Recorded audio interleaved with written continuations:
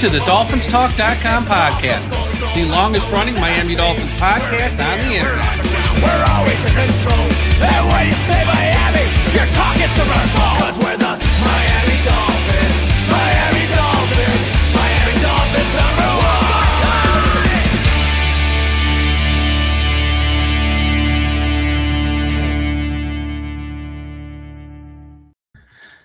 Hello, Miami Dolphins fans. How are you today? And thank you for listening to the post-game wrap-up show here at DolphinsTalk.com, the final post-game wrap-up show of the season, as our Miami Dolphins went out there with a pathetic and embarrassing performance and lost 38-10. I don't think anyone expected them to win this game, but I also don't think anyone expected that type of embarrassing performance either. And Tom might be joining me here in a few minutes. He's taking care of a few things. He might pop on here for the show. I'm not sure. But we got a lot to talk about here in the wake of the Miami Dolphins 2025 season comes to an end. Probably going to talk less about this game and more about what might happen in the next 24 to 48 hours, honestly. Any announcements and stuff like that. So there is so much to talk about here with the Miami Dolphins. But as always, before we get to that, let's get some of the business stuff out of the way here at the top. Let's give a shout out to the sponsor of today's show, Caneswear. Everyone go to the website, caneswear.com, for the best and most affordable Miami Dolphins apparel. Also stuff for the Miami Hurricanes. Get your Hurricanes gear right now. They got stuff for your two-time Stanley champion Florida Panthers, the Heat, the Marlins. Caneswear.com. They have the best and most affordable prices on the internet when it comes to all the South Florida teams. Before you go check out some other websites of larger places, go to caneswear.com first. They ship internationally as well, so you got an edge there. If you don't live in the United States, you ain't got to worry about that. Caneswear.com. If you're in South Florida, stop by their shop at 2655 South University Drive in Davie, Florida. Tell them Mike from Dolphins Talk sent you. Maybe they'll take a few bucks off. I don't know. But go to caneswear.com. That's the best website to go. Also, a shout out to everyone watching us live at the I Am a Miami Dolphins fan Facebook page, run by the great and talented Carlos Hernandez. If you're on Facebook, please be sure you are part of the I Am a Miami Dolphins fan Facebook page. And if you're watching this live right now on YouTube, do me a favor. Smash that like button. Smash it right now. Let's get it out of the way. Also, smash the like button. Sorry, I got about 5 things going on here at once. Smash the like button, subscribe to the channel, and also super chats are open. I might be here by myself. I don't know. I need to interact with people. Send us a super chat, and I will read it on the air at some point during the show and give you a shout out if it's a question. Well, if it's just a comment and you want to vent on the season or the coaching staff or any of the players, send us your super chats. And at some point on the show, we will read it on the air. Okay. First, some news here before we get into some game thoughts. Here's the news. Hold on. I think we have a surprise guest. We might have a surprise guest before I start. I don't know. He's not coming on. Okay. Well, let me get. We don't. Tom, we see you. We don't see you. You're pulling the John Cena, your webcam. Oh, there you are. What's going on, Tommy? Not much. I'm so excited to talk about this disgusting display. Yeah. Well, we haven't missed much yet. So let me just go through some of the news, and then we'll get your thoughts here on the game. First with the news. Today, no Jalen Waddle, no Austin Jackson, no Devon Achane, all inactive for this game. And with all three of them, it's like, why risk injuries? Because at least 2 of those guys, and Achane and Waddle, probably will be back next year, although I don't think it's a sure thing with Waddle. Austin Jackson, you guys always hurt, and they might cut him in the offseason because he's always hurt, and he's really not that good. So why risk him being hurt in a meaningless game? So those 3 were inactive for various reasons, more so for the future, and not risking injuries to those guys, whether because Achane's a stud, Waddle's pretty good, and he might be traded, and Austin Jackson, you're probably going to cut him, hopefully, so don't want him hurt. Jordan Brooks playing in his final game. He had enough tackles compared to the guy with the Raiders at the end of the year, leading the NFL in tackles. Congratulations to Jordan Brooks. With Miami, they gave up 38 points. Bradley Chubb will not get any of his incentives that he had in his contract. That is not going to happen. Mike McDaniel is scheduled to do an end-of-year press conference tomorrow on Monday. Let me say this again. The key word is scheduled, because in the NFL, to quote Stephen A. Smith, things are fluid. And just because he's scheduled today don't mean something could happen, which we're going to talk about on this show. So right now he's scheduled to do an end-of-year press conference tomorrow. We'll see if it happens.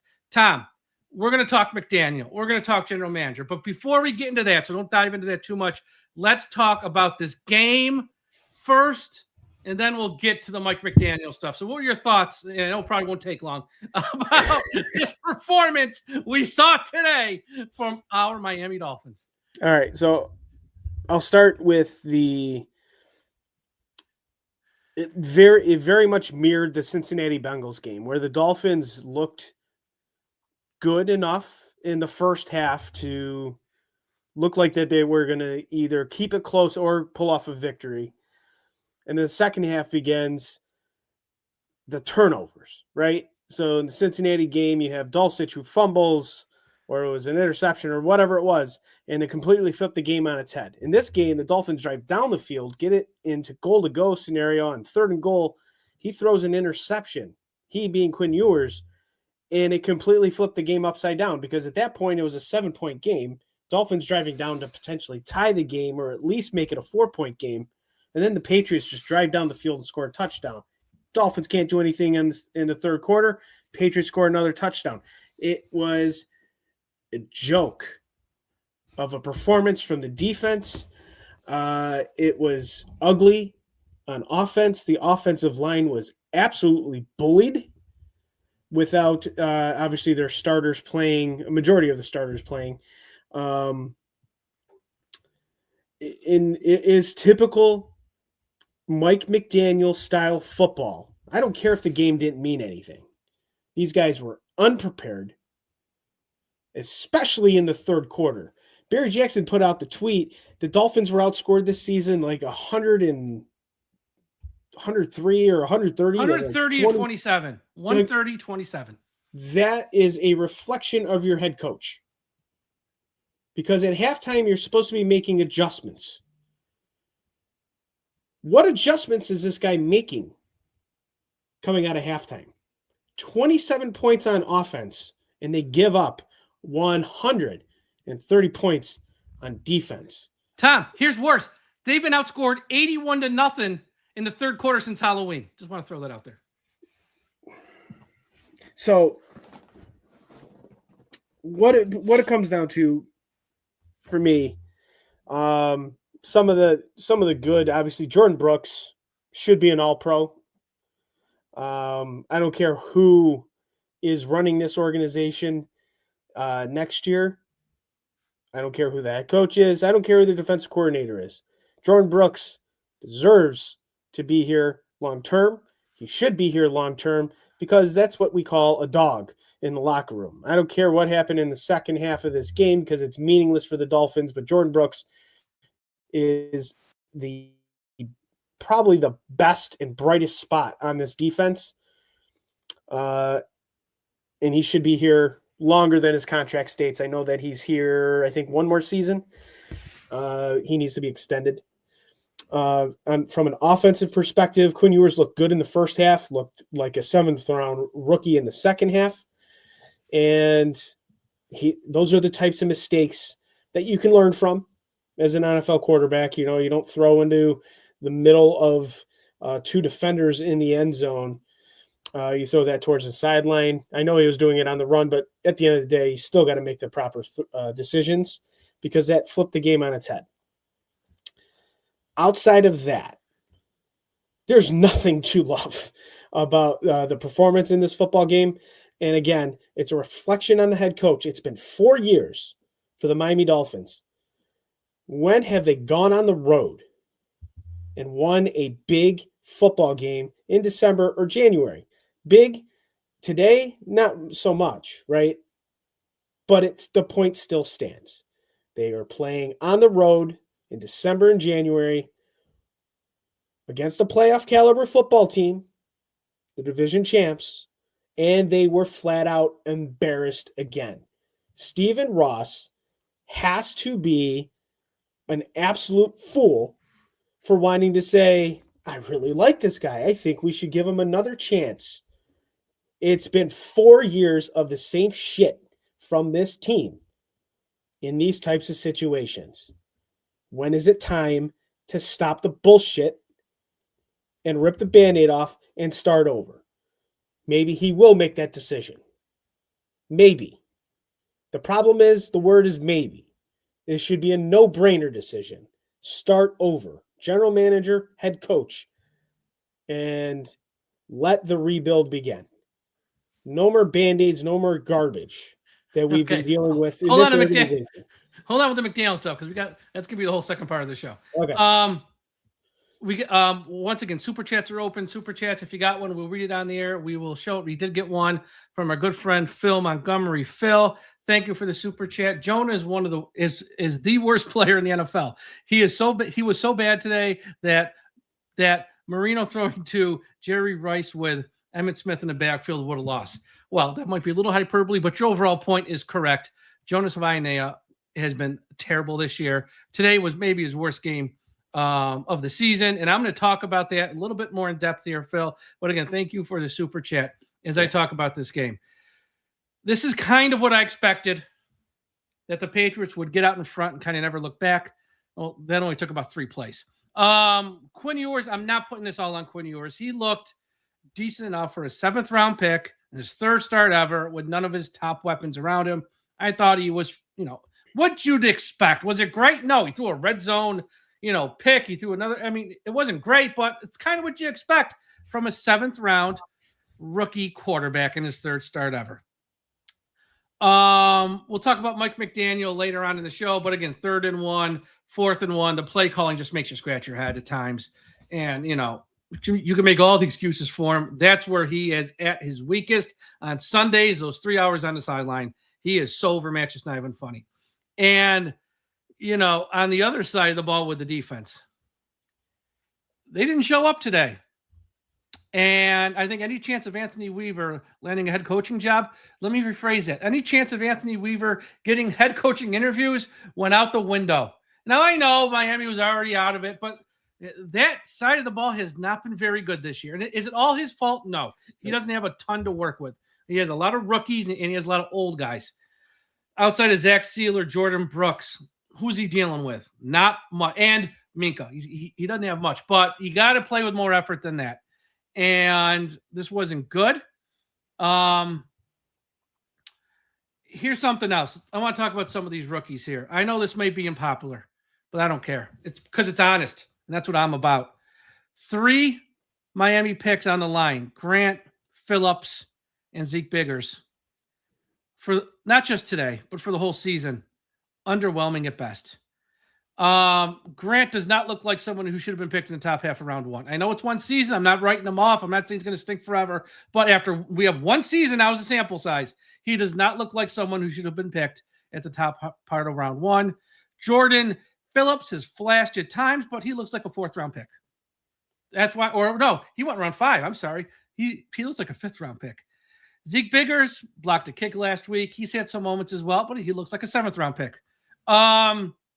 To me, all 3 of those guys are rotational guys. I'm not sure any one of them is a long-term starter in this league, but Grant will get countless opportunities because of where he was picked in the draft. But those 3 guys kind of underwhelmed this year. And whoever the new general manager is, whatever they do over the course of the next year or two to sort of fix this team, they need to have the mindset, we got Zach Sealer on the line and nobody else. Because I don't know if you can pencil anyone in here as a quality starter, because I sure as hell can't. Now I'm going to combine those 3 picks, which again, Zeke Biggers round 7, who cares? Jordan Phillips round 5, it's fine, I guess. The Grant one's a miss in my book as of now. Jonas Vainea is Liam Eichenberg 2.0. And I don't want to hear, well, he played, versus the Saints in Washington, he was actually okay. Great, against 2 of the worst teams in the league, he looks serviceable. He didn't look good, he looks serviceable. And today wasn't probably his worst performance of the season. And he just isn't any good, folks. And here's a fun fact. If Miami didn't make the trade, if they didn't give up all those picks and just stayed where they were, and I said this on night 2 of the draft, Tate Ratledge was right there from Georgia with the mullet. If you're into PFF, he is the 11th ranked run blocking guard. And out of all the guards in the league, 80 of them ranked, he's ranked 22. That's how you go 25 years without winning playoff games. And, every GM misses. Every GM makes a bad move. I get it. And I get it. The last one's gone. But it's just stay where you are. When you have all these picks and all these needs, that trade never made any sense. And then you combine the performance on the field now over 17 games from Jonas Avainea. He stinks. He stinks. But today, Jordan Brooks, I thought, played okay. Tyrell Dodson those are the only two guys on that side of the ball that showed any effort at all. So I'll give them credit. Everyone else was terrible. But overall, this was another game that Miami was outcoached and overmatched by a team with more talent across the board at almost every position. And last year this time, the Patriots won their last game, and they fired a coach after just one season. Miami's got a coach 4 seasons now, which leads us to our next point, Tom. Mike McDaniel. I'm going to go first on this one, and I'll give some of my thoughts, and I'll let you go back on your rant. If they fire Mike McDaniel in the next 24 hours or so, you at least send a message to your fan base that status quo isn't good enough with back-to-back losing seasons. And it also sends a message from the owner that I feel your pain, and I'm going to make a serious change here with the GM and the head coach and out with the quarterback too. And we're going to at least have some hope moving forward. Next year might be rough, but we're going to try something different with new people in the 3 key spots: the general manager, head coach, and quarterback. That's if they fire him. If they keep him, Stephen Ross shows that this is not a serious organization. He is not an owner focused on winning, and that he is someone who hasn't learned one goddamn thing in almost 20 years of owning this team. I said this today on social media. It's like Groundhog's Day with Punxsutawney Phil. If you keep Mike McDaniel, it means 12 more months of failure. And if you keep Mike McDaniel, if they keep Mike McDaniel on Monday morning or whenever they make that announcement, I don't want to hear any Dolphins fans start selling the false hope. Well, Mike McDaniel's going to learn. He's going to change. He's going to improve next year. Folks, if he didn't learn, change, and improve between seasons 1 to 2, 2 to 3, 3 to 4, it damn sure ain't happening next year. So if they keep him, I don't want to hear any Dolphins fans spin it like he really isn't that bad. And there's no other good candidates out there. Like, that's just coping and making excuses for a bad decision. Do not give the Dolphins a get out of free jail card. If they screw this up, you're better than that. And we'll see what Stephen Ross does and the powers that be around him, Silman, Tom Garfinkel, Troy Aikman, whoever. We know he's just here for the general manager search. Troy, do me one favor. Just speak up on the head coach if you can when you're in there. When you're having a Cobb salad at lunch in between interviews, hey, Steve, just so you know, you got a head coach problem too. You might want to take care of that one too. We'll see what they do. But the next 24 hours or so is going to be key for the Dolphins. Here's why. If you fire him, again, you're selling hope. Maybe we're going to try something new this time. Chris Greer's gone. We're going to take a new approach. Maybe they hire the right guy. Maybe they don't hire the right guy yet, general manager and head coach. But we're trying. We're trying something new. And I'll get behind that. But if you keep him, it means you screwed it up again. You haven't learned a damn thing. And it will set this work right now. If they fire Mike and hire a new general manager and Mike, the Dolphins will be a competitive team fighting for Super Bowls at best 2028, 2029, realistic time frame. If you keep Mike, we know how next year is going to play out. We know. And you're going to fire him next year. You're pushing it off 2029, 2030. Why put off the inevitable? Tom, the floor is yours. I got more, by the way, but I'm going to let you go now. Yeah, look, I said this a couple weeks ago. Maybe it was last week. I can't remember, but just rip the damn Band-Aid off. If the Dolphins come out next year in 2026 with, mind you, probably the hardest schedule on paper from the 2025 season carrying to 2026. With the hardest schedule, with Mike McDaniel head coach, this team is going to flounder the entire season. And if they start 0-4, Mike McDaniel gets fired after 4 games. Just do it now. Just get it over with right now. Why waste your resources on a guy you know is going to get fired in 2026 when the team stinks? It's going to stink because of him. They don't win in big games. They don't beat teams with winning records. Sans the one Bills game this year. They just flat out stink. They stink. It can't continue down the same dormant path of 25 years of the same mediocrity that has been bestowed upon us as Miami Dolphins fans. Since Stephen Ross has owned this team, he has gone to the hot coordinators. Excuse me. Tony Sperano, Joe Philbin, Adam Gase, Brian Flores, who wasn't even a coordinator, and then Mike McDaniel, who was a coordinator for 1 year. You go to the hot name on the market. Guess what? I don't care who the names are in this hiring cycle. It may be underwhelming. It might be. But there are some veteran coaches that are out there that you could bring in to build a culture in Miami and change the way you do things. This is a soft, broken football team that can't get out of their own way. It's been 25 years without a playoff win. When is enough enough? When is enough for Stephen Ross to realize that this is a tortured fan base? He doesn't give a shit because his pockets are getting lined. If he cares enough about the future of the Miami Dolphins and the future that he is going to be giving his daughter and his son-in-law, who will be the new owners of this football team in the near future, don't hand him the reins of this absolute shit show. Give them something to be proud of. There's nothing to be happy about as a Miami Dolphins fan, except that the season has come to an end. I hate Week 18 in the NFL season. I hate when the Dolphins have lost in the playoffs the first 2 years with Mike McDaniel. This is the first year in a long time that I am relieved that the season has come to an end. It pains me to say that, but that's how I feel.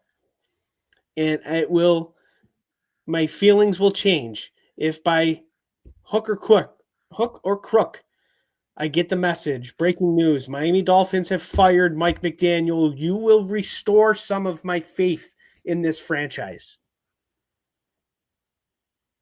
If it's the same shit we read last year, statement from Stephen Ross, very underwhelming performance. We're going to run it back with Mike McDaniel and Chris Greer. I'm not looking forward to 2026. I'm not looking forward to spending any money on this team, getting new nice merchandise, all that stuff. No thanks.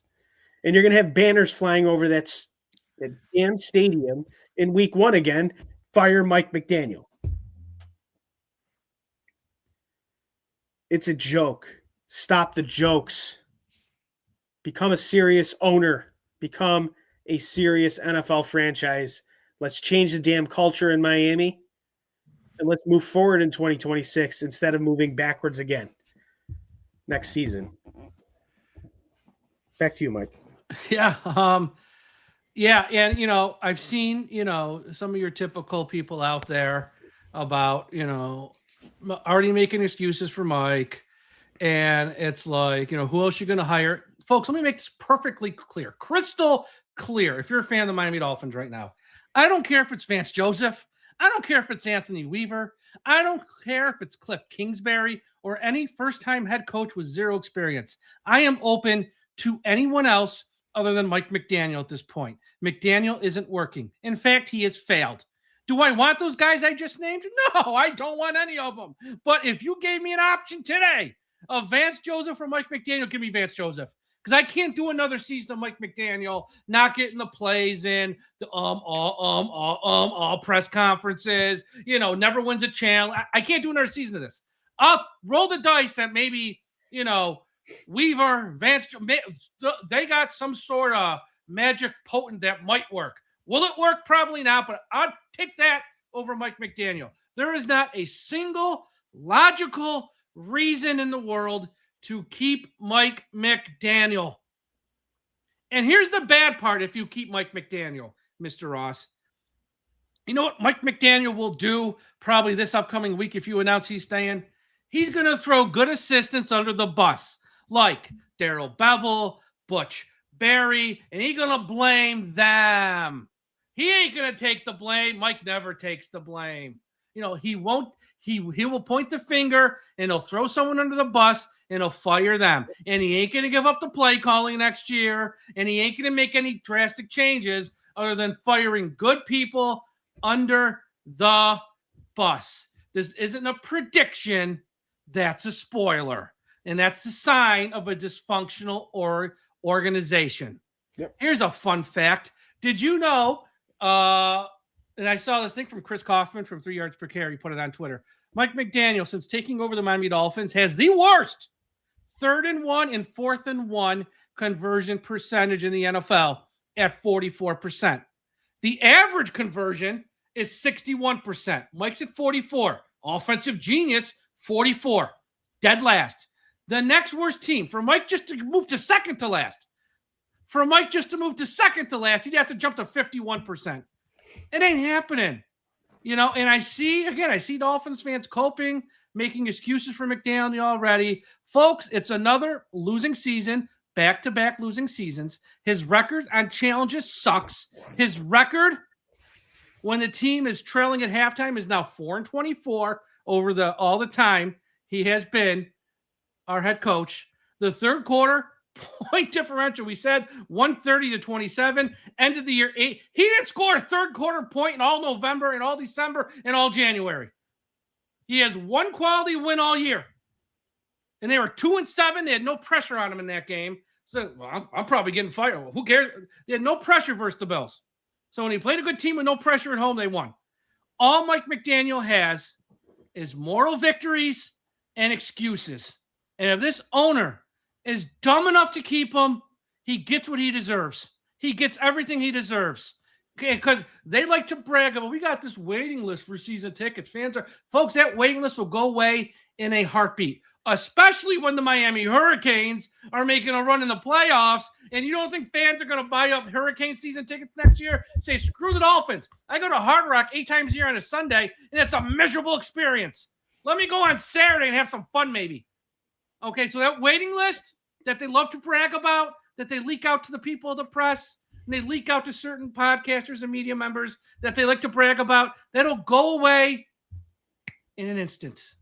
They're not going to have a waiting list because fans are going to be fed up with this nonsense. Funab, as the Italians say. They're going to be fed up with this nonsense. And, if you're a fan, and I want to talk straight to Dolphins fans, it's okay to love your team and be critical of it. No one's saying you're less of a fan. No one's taking away your fan card. We all love this team. Look at the room Tom's sitting in for watching on YouTube. Look at the room I'm sitting in. We love this team. We're not going nowhere. We'll watch every game next year. We will root on our team. We'll even root on Mike McDaniel if he's here because that's what we do. But it's okay to be critical of your team. It's okay to voice your displeasure with your team. And if they bring back this guy as the head coach on Monday, do not make excuses. Do not say, well, okay, let's hope for the best. No. Say, this is a mistake. I'm mad as hell. Because you should be mad as hell. Because they're taking advantage of you, honestly. It's disgusting. And look, there's been reports everywhere. Nothing official, likely safe, leaning safe. No, the reports have been everywhere. I don't know if this game made any bit of difference. But if I'm an owner sitting at home, just watching your team getting run over, again, well, with Waddle, Jackson, Achane, that doesn't affect the defense. I know there's no Minka. Okay. He hasn't been there in a few weeks, though. And you shut down Tampa last week. But to just get run over on defense, that says a lot. And I don't know. It's time to start over. And if this owner doesn't see it, then he is going to hurt his own business moving forward. And the people around him, someone's got to be the adult in the room and say, Steve, we're just putting off the inevitable, man. We're putting off the inevitable. He got to go. I don't know if someone in the room can have his ear, whether it's Tom, Silman, Marino, Aikman, Shore. Someone's got to stand up and be like, dude, let's just do it right once. Just go through the list of first-time head coaches this season. Mike Vrabel, not a first-time head coach, going back to New England, win the division. Jacksonville, they get Liam Cohen from Tampa Bay. Trevor Lawrence, who people were writing off into the sunset, 38 touchdown passes this season. They win the AFC South. 3 seed. They're 3 seed. They're a 3 seed, for Christ's sake. And they're hosting the Buffalo Bills. Go Jags. Ben Johnson for the Chicago Bears. Caleb Williams looked awful his rookie season. Caleb Williams now is the starting quarterback for the number 2 seed in the NFC. Why? Change. There's change. Look at DeMeco Ryans with the Houston Texans. They looked awful at the beginning of the season. His defense came around. Guess what? They were almost division champions, and they're the 5 seed in the AFC. Going to Baltimore or Pittsburgh, who they probably will beat either of those teams with that defense. Make the change. Change the culture of your franchise with a new leader, a new voice. You did it one time. You fired Chris Greer. That's the starting point. Now it is time to fire the head coach and start anew and change the culture. Brian Flores, when he was brought in after the Adam Gase era, did the Dolphins culture change, Mike? It did. Yeah. 100% did. That TNT wall that was out during the spring. Actually worked. Summer, yeah. It worked. The Dolphins played hard. They turn it around. A different voice is needed in the locker room. Not, look at my shoes. I got cool glasses on today. Snide-ass comments to the media. 15-minute long-winded sentences for a play call in a game. I mean, let's just move on. Mike is a good guy. I'm sure he's a good guy. He is not the head coach of the Miami Dolphins anymore. They need a new voice. Yeah, I mean, if they announce they're going to keep him, whether they announce it like tomorrow morning or if they hire a new general manager and they go, oh, we're keeping Mike. It's like that's going to be, I think, for a lot of fans, the final kick to the nuts. Like, I can't do this anymore because you know what you're going to get. Yep. You know what you're going to get with them. And if the Miami Dolphins, look, next year's going to be rough because there's going to be so much money on the cap dead with the quarterback. Chubb's going to be gone. Minka might be gone. A lot of big names might need to go just to manage the cap. They're going to have to blow this up, right? No, next year, and it's a brutal schedule. Pats twice. You play twice versus the Bills. You got the whole AFC West, which is a nightmare. The whole NFC North, which is a nightmare. Like, it's a brutal schedule. Then you're going to have, the Rams, I think, came in third. I don't even know who came in third in the West. Was it Rams or San Francisco in the end? I don't know, but they're playing that one on the road. It's a tough game either way. And then they got to go play at the Colts, who beat their balls off this year. It's a brutal schedule. But if they, and I'm just tossing out 2 names. If they hire John Eric Sullivan as the general manager and he brought in that one guy from the Packers, Halfley as the coach, it's like the sun's coming up. I don't know if it's going to work or not, but I have hope at least. And I'll go into next year, and it might be rough, but maybe these guys are going to have a clue. And I know some guys are against first-time head coaches. Well, actually, Halfley was a head coach at Boston College, but I get it. Are against first-time head coaches in the NFL. I am less against that right now if you get the right guy. I mean, everyone's a first-time head coach at some point. Shula was. Halas was, Paul Brown. Everyone's a first-time head coach at some point. So I'm less against that if just, with no Chris Greer making that call. I hope we might get this right. But whoever we hire, I'm open to it at this point because it can't be worse. It can't be. It can't be worse. So, yeah, and plus, I don't want to say they got it right with Flores here, Craig, in our comments. Oh, not wrong one. I don't know if we got it right, but they got it close. They got it close. Close to right. My big issue with Brian Flores, he was an asshole. Yeah, he was an asshole. Taking the quarterback stuff out of the equation, when you shut out your assistant coaches from your game plan meetings, that's a problem. He didn't even talk to him from Thanksgiving on, so correct. It's not even that. That's if he saw him in the hall, that's his. Hey guys, what's up today? That was the issue. The biggest issue with Brian Flores is that he doesn't play nice in the sandbox with others. That's why he failed in Miami. It has nothing to do with the ownership chose Tua over him. No. Brian Flores did not play nice in the sandbox with his own coaching staff. And he was leaking everything. He was leaking everything to Mike Florio about Watson, which didn't help matters any. Was it true? Yes, but you didn't need to leak it either. I mean, so it was I get it. You wanted him. That's fine. I'm not even mad at you about that because at that time, Watson was coming off a near MVP season. No one knew he'd fall off like this. So I don't even want to, but it's just don't leak it to Florio every day. It's you're not helping matters any. So, but he was close. Because I'll say this about Flores. Sunday, for those 3 hours on the sideline, he was damn good. Now, Monday through Friday and every other hour of the week, he was terrible. But those Sundays on the sideline, he was pretty damn good. So there's that. I want to talk about general managers. But first, you want to do anything with this game, like any of the stats, or is nobody going to care? Anyone cares. Nobody cares.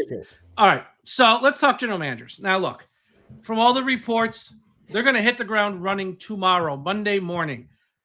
And I would expect on Monday, we're going to get the leaks of who they are going to interview, or at least line up some of these interviews. They're going to meet with so-and-so on Wednesday. They're going to meet with so-and-so on Thursday. We're going to start hearing that, I think, tomorrow. We know Troy Aikman's involved. I did a whole show on that last week. You can just listen to that show. Great news. I love it. I want to hire him full-time as a football czar. Honestly, it won't happen, but sign me up for that. But I love that they're going to hit the ground running here on general manager. I wrote an article. It's up on the website. Go to the website, DolphinsTalk.com. I listed, 7, 8, 9, 10 general manager candidates. Out of those, there's about 5 or 6 I really, really like. And let's go through them, Tom, one by one. Again, if they hired anyone I'm about to name, of these 5 or 6 names, awesome. Thumbs up. Well, with the exception of one. No, because I didn't put. So the one I didn't talk about was the one Albert Breer mentioned, Joshua Williams of San Francisco, because you're only hiring him because he knows McDaniel and they have a relationship. I do not want to invest in Mike McDaniel. And if you hire him, you're investing in Mike McDaniel, not just next year, but for 2 or 3 years moving forward. Because why would you, you're not going to hire a general manager who knows Mike, who will work well with Mike, and then fire Mike a year later, because then you just hired a lackluster general. So that name's out there from San Francisco. I do not want him, and that did not make my list. No, and this is no special order, folks. I'm just reading off the names. Ray Agnew, the assistant general manager of the Lions. He's been with the Lions since 2021. They've had a lot of success this year, bit of a downer, but that's on the head coach, not even him. They have a championship caliber roster. He's been a part of how that's been built. Before that, he was the director of pro personnel for the Rams from 2017 to 2020. Rams won a Super Bowl in 2022. So, again, he was a part of putting together a roster that eventually won a Super Bowl. He played a part in how that team was built. This is one of those assistant general managers who's ready for the next step to be a GM. And if the Miami Dolphins hired him, I'd be – and, from all the reports as well, they want someone with a heavy scouting background. This guy checks that box. Your thoughts on Ray Agnew? Would you be happy, upset? Yeah. No, I'd be happy with the move. I mean, Ray Agnew's definitely been around the block, and he's been a part of some success stories. So I think if you can, you have to get this part right. right, with the general manager. And I think you're dipping into the waters, like you said, and with the names that you're going to be mentioning are coming from winning franchises. That's what you look at. So, yeah, I'd be happy with Ray Agnew. All right. And before we go any further, we got some breaking news. The Miami Dolphins will pick 11th in round 1 of the draft. That is now official. They hold the 11th pick in round 1 of the NFL draft. So there's that. The next name, who, if out all these names I'm going to mention, if I had a top 3, this guy's in my top 3, not because he's more than qualified, because it also sticks it to the Bills. Terrence Gray, the assistant general manager of the Buffalo Bills, one of the, from people who follow this stuff more closely, one of the fastest rising stars in any NFL front office right now. Last year, he interviewed for the Raiders and Chargers general manager jobs. He didn't get it, but he was on their short list at the end. He also interviewed for the Titans job last year as well. The Bills were so because he didn't have this title last year, but after he met with those 3 teams, they were so afraid of losing him that when he didn't land the jobs, they promoted him and gave him this title because they don't want to lose him to a semi-lateral type of position. So they love him. We obviously know the Bills. Look, we don't like the Bills. They are a team that's knocking on the door of a Super Bowl here for the past few years. This guy's played a part in it. Terrence Gray, hurts a team in your division, which is not the main reason you hire him, but it sure as hell doesn't hurt, Tom. No, I don't have a hell of a lot to say. I know that he did, like you said, interviewed with a couple teams, and the Bills 100% elevated him with a different title. Brandon Beane has been a very consistent general manager since he took over the Bills in 2017, and Terrence Gray working with Brandon Beane. Obviously, the Bills have been a successful organization since the McDermott and Beane era began. So steady success, right? Is that what we're looking for here in Miami? Yes. You're coming from a winning organization, a culture where winning is now what is expected. Obviously, they have a superstar quarterback that can definitely help get the job done. But yeah, I would 100% reach out to Terrence Gray, get him in the building and pick his brain. One piece too, Brandon Shore, I believe he came from the Bills organization as well, if I'm not mistaken. Yeah. So, it's fine to pick at your division rivals. I don't know, especially if they overlap though. Because Shore, they don't know. They don't overlap, but it's the point, right? Brandon Shore has become one of the better cap guys, right? He's one of the better business end guys for the NFL. Over the course of his tenure, especially with the Dolphins, he's a guy I trust. Especially the way he's going to have to manipulate this cap space when they get rid of Tua, Tyreek, and et cetera, et cetera, et cetera. I trust that he'll get the job done, and the Dolphins will find a way to be somewhat useful in the spring. So yeah, bring in Terrence Gray, see what he's about, and obviously, having a young mind in the building is always smart, and again, coming from a successful organization. Yep. Next name, but before I get to that, just a reminder, super chats are open. If you got a comment or if you want to vent, leave us a super chat if you're watching live on YouTube. I got 2 guys that are 1 and 1A. This is one of them. Chad Alexander, the assistant general manager of the LA Chargers. He's from that Ravens front office, which has produced so many shining stars across the NFL.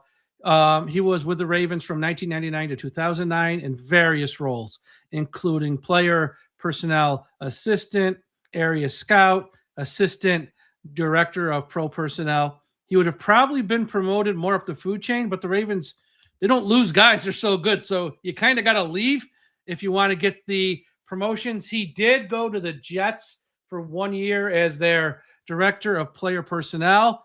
But even he saw that was a sinking ship, so he ran off to LA, and he's their assistant GM. And this guy, I actually talked to someone who is very familiar with him, and they say he's one of those guys where he stands in front of a microphone. He's not going to go to the combine and hide like a coward like Chris Greer did. This is a guy when he talks to a room or he talks on a mic, he's commands the room. Like very strong presence. And this guy's more than ready to be an NFL general manager. This is one of my top two guys here, Chad Alexander, the assistant GM of the Chargers. Let me just give you the other one, who's my other tied. And this was the name Albert Breer of SI. He put out two names the other day. If they keep McDaniel, the guy from San Francisco, who I don't want, but if you move on from him, John Eric Sullivan, Green Bay Packers vice president of player personnel, lifer with the Packers. He started there in 2003 as an intern. Think about that. We're in 2026. He started there in 2003, hasn't left, worked his way up the corporate ladder in every goddamn role you want. Co-director of player personnel. Now he's the vice president of player personnel. He's had every role, area scout, regional scout, you name it, he's done it. This guy's checked every box that there is when it comes to scouting. Last year, there was 4 general manager spots open. He interviewed for all of them. Just he didn't land it. That's fine. But once again, a guy who's more than ready to be an NFL general manager. And whoever this general manager is going to be, from all the reports we saw from Jonathan Jones, which now are proven right, they're going to work hand in hand with Brandon Shore. So we're going to hire a guy who's going to run the draft, who's going to run free agency. But when it comes to the financial aspects, he's not going to be totally hands off, but he's not doing the heavy lifting there. So this is a guy who knows football. He knows ball, and he checks every box that you want.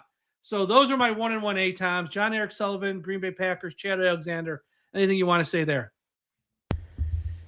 No, just this. It's the same thing I've been saying. Coming from successful football organizations, with John Eric Sullivan, been there forever, and the roles it might be tough to get him to leave. Yeah, he's worked with probably one of, if not one of the greatest general managers to ever do it, and Ron Wolf for the Green Bay Packers. And that says a lot, right? The guy's been employed there for 23 years, and he's worked hand in hand with a guy that, from NFL circles, he was respected by everybody. Maybe not Chicago Bears, but he was respected by everybody. So John Eric Sullivan 100% would have my ear if he was the general manager of the football team. And, the other guy you said that commands Chad Alexander. You said anyone from the Ravens, you can sign me up, honestly. Yeah, commands a room. So you mean to tell me if he sits in front of a microphone and cameras, not going to make excuses. Not going to say you're more worried about the offensive line than we are. Is that what? So let's just play for old time's sake, because I don't know how many more times we're going to play it. In 2023, well, I think you guys are probably more worried than we are, in terms of, at the position depth at those spots you talked about.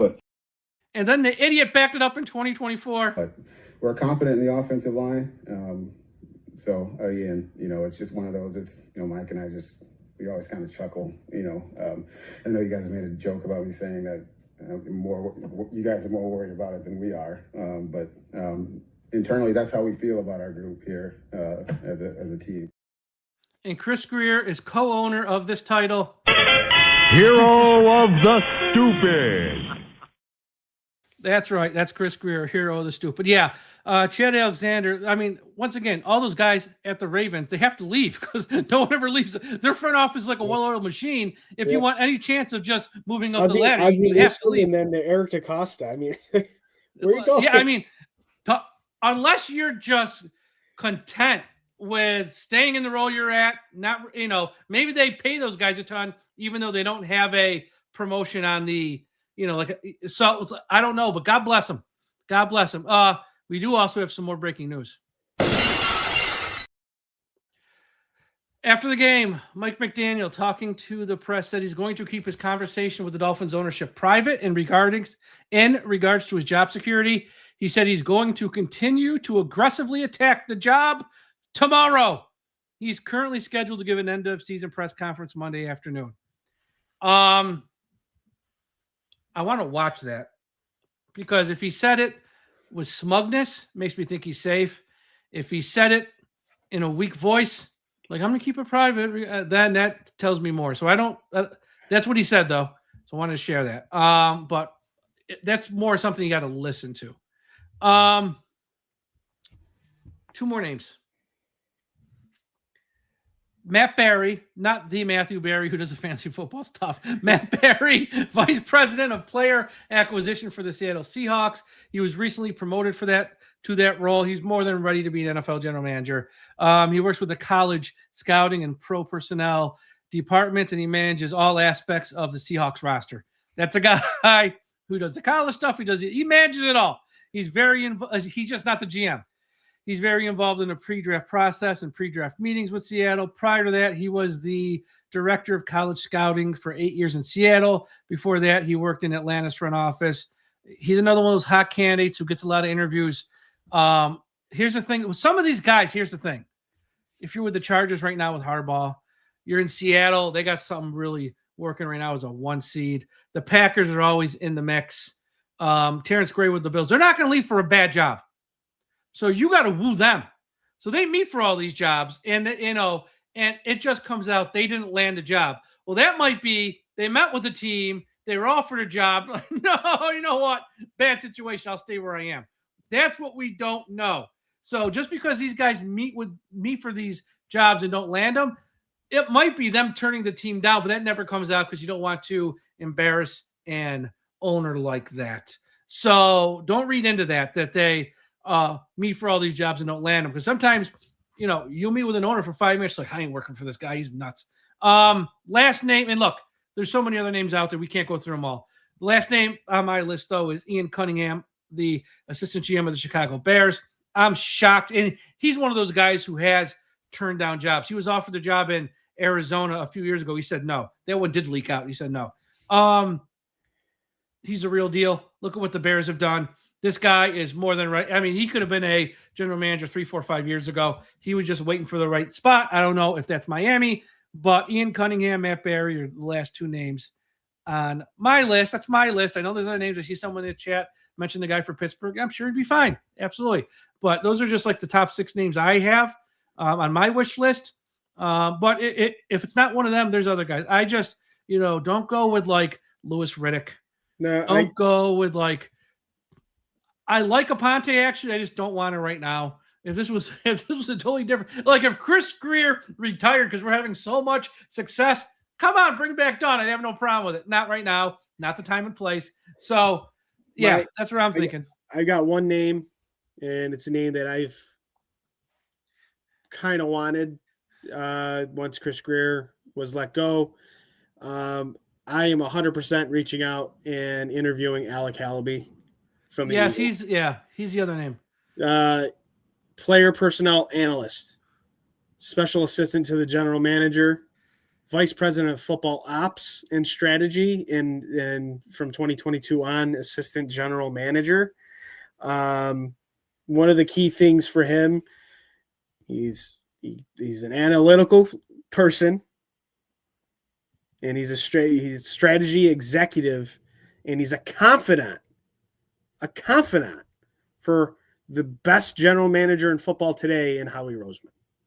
So he would be at the top of my list. I hope they interview him and hopefully, kind of bring some of the maybe he can sneak Howie Roseman in his bag when he gets here, but I don't know if that will happen. Well, that's why he's not on my list. And I put this in the article. Again, I have a full article with more names I mentioned. He's one of the names. Go to the website, DolphinsTalk.com, and check it out. My fear is this. Everyone sees the Philadelphia Eagles, all the success they've had. That's all Howie Roseman. And I'm not saying this guy is going to be bad. He might be perfectly fine. If we hire him, I'd be perfectly happy with him. I think fans are going to – I hope they don't get misled thinking they've just hired Howie Roseman. They've hired the guy who's watched Howie Roseman. Okay, you're not hiring Howie Roseman. So you got to be careful. But, yes, he's on the list. Viable candidate. If we hire him, thumbs up. Great signing if they hire him. But don't think you're getting Howie Roseman who's going to be wheeling and dealing every year at the draft. Is going to be making – because you're not getting him. You're getting the guy who watched him. So just, I hope fans understand that there is a difference. Like even some of these guys, I mentioned someone who is from that Ravens tree. Every tree's got a broken branch. Look at the Shanahan tree for coaching. we got the broken branch in Mike McDaniel. We got the bad apple of the bunch. So I might like the guy now on paper, and from what I've heard from people I talk to, that doesn't mean he'll be great in the job. He could still fail. So just be careful with the Eagle thing, because you're not getting Howie Roseman. You're getting the guy who watches him and helps him. Totally different. When they say he's the confidant to Howie Roseman, it reminds me of the movie Moneyball with Jonah Hill. Yeah, as the guy whispering in the ear, saying, "You know what? That's not going to work for us." Yeah, you know. Yeah. And he was the one who was also sweating half the time while the other guy's sitting there calm as a cucumber, Brad Pitt on the phone. I don't want the guy that's sweating. I want the guy who's calm as a cucumber. Or not calm as a cucumber, as cool as a cucumber. Of course, I sound like Mad Dog now, messing up my sayings. But yeah, so we'll see with the GM thing. Like I said, I love that Troy's involved. I really wish they would have him be more involved. We'll see, though. Look, and this was an article put out by Barry Jackson this week, they're going to hire the new GM and let him decide on the head coach, which I don't think they're going to do. But if they take that approach, you're going to be waiting 10 to 14 days at minimum before you hire a GM. And minimum. And then if he has like an idea who he's going to hire, he will obviously pitch that in the interviews. So, and he's probably got it kind of lined up, honestly, to where that guy's like not going to take another job. Like, I'm going with my friend to Miami. Cool. But if he doesn't have someone lined up and he's like, look, I want the job, but you got to fire him. I don't know who we're going to hire. Let's meet with people. You're behind the 8 ball, because the Giants are going to be meeting with people real quick. The Titans are going to be meeting with people real quick. Sounds like the Raiders and Cleveland are going to fire their coach, but they're going to keep the general manager. They're going to be meeting with people real quick. So to me, the best approach, just announce that you're firing them. Then in the general manager interviews, they can go in with, if you're hired, who would you hire as head coach? Well, I've already made calls to these 3 guys. They're waiting. They're waiting on me. If I get this job, I can get you for sure one of these 3 guys.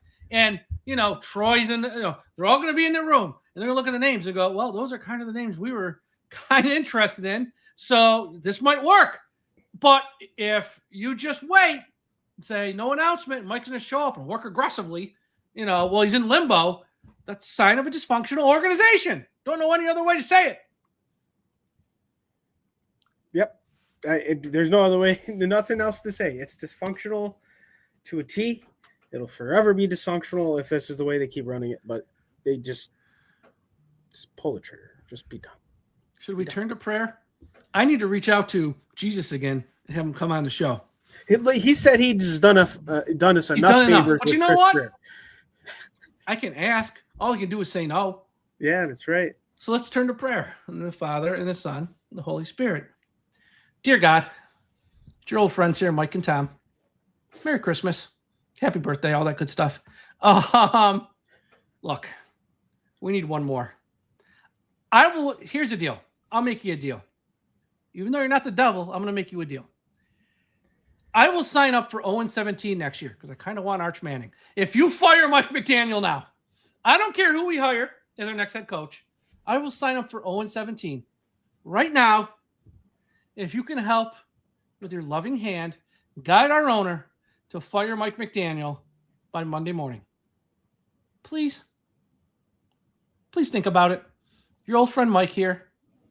Happy New Year. Father, Son, Holy Spirit. We'll see. Sam, would you sign up for that right now? If we go 0-17, you're guaranteed probably Arch Manning, top pick of 2027, and we get Mike McDaniel out, right? And you get a new GM who has a clue, who's going to be, you know what? Year one's going to be rough. Give me some time. And look, we gave everyone else time. We gave Tannenbaum time, Jeff Ireland time, Chris Greer time. We can't give this new guy time. I don't even know who the new guy is. We can't give him time. And the head coach, be like, look, we know you're walking. Okay, maybe not 0-17, 1-16. Get one win. You got to beat the Jets once. Okay. And, we set ourselves up for a great future. I'd sign up for that right now. And in 365 days or so, whatever falls on next year, we be here smiling with 2 shit-eating grins that you couldn't wipe off our faces. Am I right or wrong? You're muted. because Yeah. I've been coughing all show. I'll sign up. I'll sign up for a bad season, knowing, I mean, maybe not the worst season ever. 1-16. Let's just not mess around with the top pick. If we can land any top of the quarterbacks from next year, which there are, the picks in 2027 will probably be quarterback, and quarterback. Yeah. The way this draft is lining up, if you're in the top 5, sign me up. I mean, yes, I would. Yeah, but I love want to the have one first that pick. you want. I'd I want love the to one have of the one. first pick. Make Peyton Manning the vice president of football ops. That's right. Let's go. And then draft his nephew in 2027. And his Let's nephew go. can say, Let's you know go. what? Let's say go. we're picking like 4th, or say we're picking 3rd. His nephew can go, just like Eli did, just like Uncle Eli did. Yeah, you can pick me. I ain't showing up and playing for you. You can pick me. I ain't playing for you either. That's what you do if you hire Peyton. And here's something else too, because I know it's 8-19. That game's about to start. Pittsburgh and the Ravens. They should call this a loser leaves town game, because I think the head coach who loses is either going to take time off. Actually, Mike Florio just said on NBC that if Pittsburgh and Mike Tomlin split, he's going to go to TV, it sounds like. So I think, or something along the lines was said. Obviously, I didn't see it. I'm here, but I saw it on Twitter. Mike Tomlin to TV possibly. But I'm rooting for Pittsburgh because I want the Ravens to lose. Because if John Harbaugh can wiggle free, and he won't be fired, you're going to have to trade for him. If we can trade a 3rd or 4th round pick, and I don't want to trade a 3rd, if we can trade a 3rd or 4th round pick for John Harbaugh, sign me up there too. You know, sometimes you're just with a team too long, and it doesn't make him a bad coach. It just means he's been with a team too long. So I'd be fine if you bring him in. That would actually make more sense if you hire Chad Alexander. They both have ties from the Ravens. Yep. Boy, you know, yeah, it might be rough next year, but man, I'd have optimism. I'd have optimism that moving forward, we might have this right, but it's up to Stephen Ross. Yep. Now here's the deal. Monday, if anything announced Monday, I know if Mike McDaniel talks to the media at like noon or 1 or 2, whatever, because they don't ever tell the time, because God forbid anyone know anything. That doesn't mean he still won't be fired. It just means it's not happening Monday. So there's that. Odds are, though, if he's walking up to that podium in the afternoon, he's going to know he's staying or going. I think set your alarms, because they're going to do this. If he's staying, they're going to do this as the quietest news dump ever. Like 6:15 a.m., Adam Schefter puts out a tweet, and they're going to do it before anyone wakes up. And by the time everyone wakes up, has their coffee and showers, like, what do we do? Oh, crap, I got to go to work. And it's going to be out of sight, out of mind. Now, if they fire him, it might happen around 7 or 7:15, because they're going to want the world to know. So Monday morning could be interesting. If they don't fire him Monday, though, it's still not over, unless he says at the press conference, I'm back, and I was told that. So, which is a sleazy way to do it, because last year this time, Stephen Ross put out a statement in his words, even though it wasn't, they're both coming back. If they don't put out a statement this year, and they make Mike say it at the press conference, that means, just like Chris Greer was a coward for not talking at the combine all these years, the owner's a coward for hiding. So let's see how they handle this. It's going to be interesting. But what I really want to say is, if any news drops Monday or Tuesday with him getting fired, blah, blah, blah, I don't care what time of day it is, I will be online instantly. Now, I say instantly. I do have work meetings, but they're like a half hour long. So if it happens during that period, it might be 15 minutes later. But pretty much any other time of the day, I'm going to pop on live instantly, and we'll talk about whatever the announcement is. So we're going to have you covered. So make sure you're subscribed to the DolphinsTalk.com podcast, whether it's on YouTube, whether it's on Apple Podcast, Spotify, Podbean, Podchaser, or one of the other 100 platforms we're on. I mean, we're on so many dang platforms. Here's some of the ones. I don't even know what some of these are. Pod News, Get Podcast. We're on Everrand. We're on Player FM. We're on Audible. We're on Musimax. Tom, we're huge on Musimax. We're on all these platforms for the podcast. So whenever this news drops, YouTube, you'll get it live, but the show will drop shortly after regarding McDaniel. And if you're a fan who wants him gone, like I think the majority of fans do, go to bed tonight, say your prayers. And if let me play this because I didn't get a chance to play this all season, Tom. I'm just going to play it now. If you're a fan, if we keep him, which if they do, nothing we can do about it, we'll scream and say it's wrong and it was a bad decision. But if they keep him, and if you're a fan who's just going to blindly defend these people and blindly defend them, all I'm going to say is you are just coping and seething. You are coping and seething. You just can't accept what you're seeing. Yes, you're coping and seething. The truth it is scalding, and now you are molding and coping so hard. Coping and seething.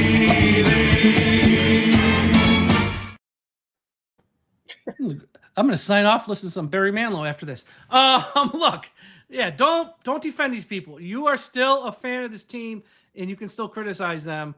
So don't feel like you have to blindly support anything they do, because Lord knows they do nothing for you. You don't have to support them. So, Tom, another season of the post-game wrap-up show in the books. Another losing season. Now, we're still going to do shows. There might not be every day.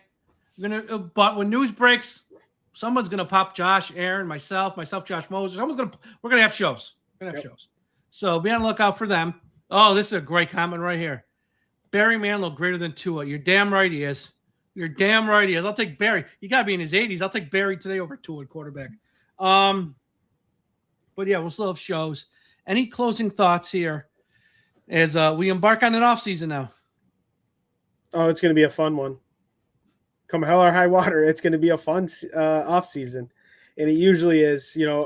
This outside of having fun during the season, which we didn't have a ton of it this year, but we had a fun trip. It was a great trip. The off season is really where it's at. And this is going to be one of those Dolphins off seasons where a lot of things can happen and will happen, right? So the general manager we know is one thing. The head coach maybe is another thing. Changes at quarterback, no more Tyreek Hill. I mean, it is a laundry list of things that is going to happen in the Dolphins off season, and we're going to have you covered here at Dolphins Talk. So I appreciate everybody who tuned in and listened to the post-game shows, whether it was good, whether it was bad, whether it was me holding up a fire everyone sign, no matter what it was, however the outcome of the game is, we greatly appreciate everyone tuning in and joining us on these shows. And we look forward to bringing you more content and more news and opinions throughout the off season. So thank you very much. Yep. Got a comment here I want to say. Any shows with Dolph Freaky in the offseason? Yes, I spoke to her today, actually. So, Francis, great question.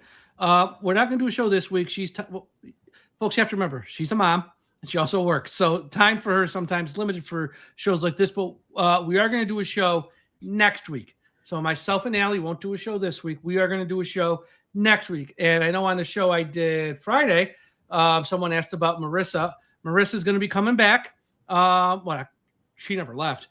She's going to be doing shows as well. January, February. Again, when the season's over, there's no need for like a show like each and every day. There's no need. So it's like a regular schedule, but she will be back in. Here's the thing I want people to understand about Marissa as well. She's become one of the most valuable assets we have here at this website. She does a lot of stuff behind the scenes that people do not even know about. She does a lot of stuff. And she's been a big help to me the past year or so. So she'll be back. She's never left, but she has been putting out work. You guys just don't know what it is. That's what's so great about Marissa. So yes, but she'll be back in front of the camera, doing some interviews and stuff in the off season. I don't know when the next one's going to be, when there's one worth having, essentially. We're not going to just have people on for no reason. When there's one worth having, she'll be back and she'll pop on a show with me or whoever, and she'll do some interviews. So Allie, not this week, next week. And here's what else I'm going to do with Allie. So the fundraiser we did before Christmas for the Jason Taylor Foundation and for the Joe DiMaggio Children's Hospital, prior to the draft, myself and Dolph Freaky are going to do another fundraiser. I don't know which charities. It might be two different charities. Or it might be the same charities. I don't know. We're going to do another fundraiser. So we got plans in the off season. It's not going to be every week with myself and Dolph Freaky, but she's on board. We're moving forward, and we're moving forward with Marissa as well. And I want to thank everyone here for tuning into the post-game wrap-up show all season. I don't think I pissed anyone off today, Tom, so I think we're good. So we're good in that aspect. But, yeah, thank you. Look, I know some of these games, they haven't gone the way we wanted and all that stuff, but we use them as venting sessions. We use them to voice our displeasure. And, I always say the sign of a good fan is you scream for change when things aren't good. And that's what we do here. We scream for change. One more thought I want to mention on Quinn Ewers, which I totally forgot to mention earlier. This 3-game sample size, very pleased with Quinn. I thought he did fine. To me, though, what I saw is a guy who shouldn't be in a competition for starting quarterback next August. I saw we have a solid second-string quarterback under control for 3 more years, very cheap. I don't see it. Look, if they want to start him to try and lose because you want the top pick, fine, go for it, I guess. I have no problem with that. But he's not going to be a starter in this league. He's just not. He's a long-term number 2, and that's okay. A lot of guys have made a lot of money being long-term number 2 quarterbacks. I have no problem with that. I'd rather pay him a 7th-round contract for a second-string quarterback than pay someone like Zach Wilson $6 million. So I don't see him as a long-term number 1. Maybe I'm wrong. Hope I'm wrong. That's just my opinion as of today on January 4th. That's my opinion on that. There was something else I was going to say, but that other one slipped my mind. Here it is. This is why. One more reason to fire Mike. You have 5 picks in the top 100 of this draft. Do not waste them on a guy who's going to enter the year on the hot seat. And by next Halloween, he might be the one who's fired.